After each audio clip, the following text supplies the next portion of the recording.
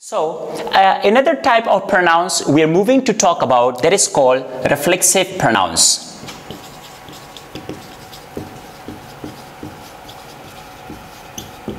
Now, what are reflexive pronouns? From the name, we can see reflexive. When an object reflects back to the subject.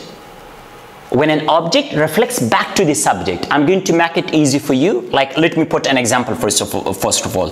For example, Ali saw himself, for example, himself in the mirror. Ali is subject, himself. Now, can you see it reflects back to the subject? An object reflects back to the subject. So we call it subject pronoun. If I say he, for example, he saw himself. So he is called subject pronoun. And can you see himself? This is called reflexive pronoun. Remember that subject pronoun and reflexive pronoun, both of them must be the same. Like, it would be wrong if I say he saw myself in the mirror. So myself is not an object pronoun for that of he. Object pronoun for he is him.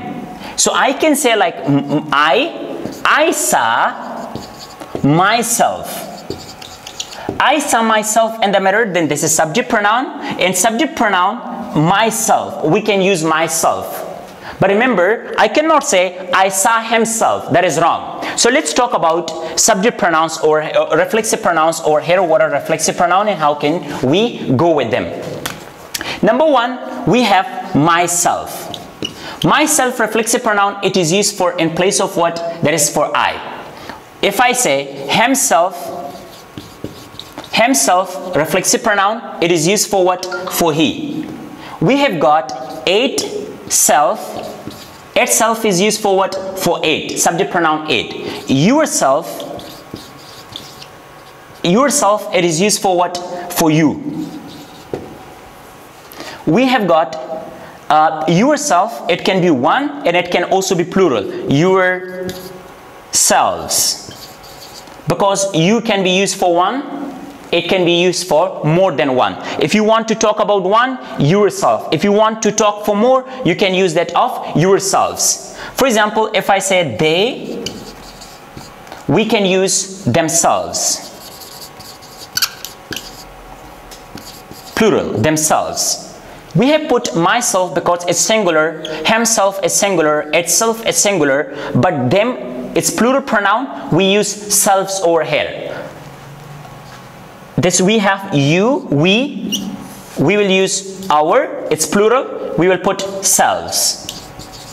So we have got subject pronouns, and every subject pronoun also it has got what? It has got reflexive pronoun as well. Now I want to put these all of them an example for you.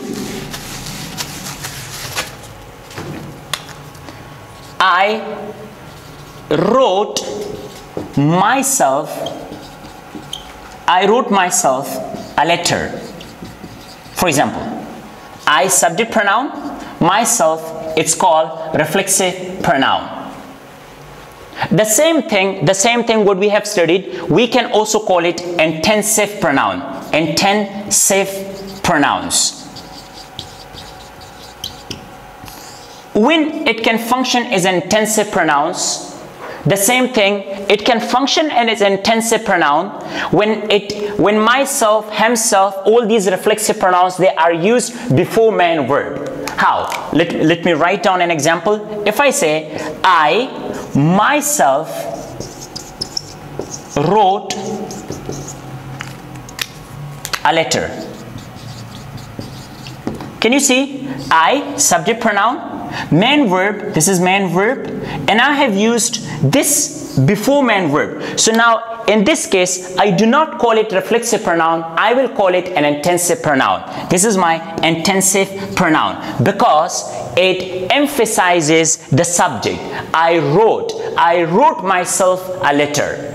And when it will function as that of reflexive pronoun, if I say I wrote myself a letter. Now can you see what is wrote? It's a main verb, and I have used myself after main verb. Now this is called reflexive pronoun. But if you use before main verb, it will function as a intensive pronoun or emphatic pronoun. So that is the difference between emphatic pronoun and reflexive pronoun over here. Thank you.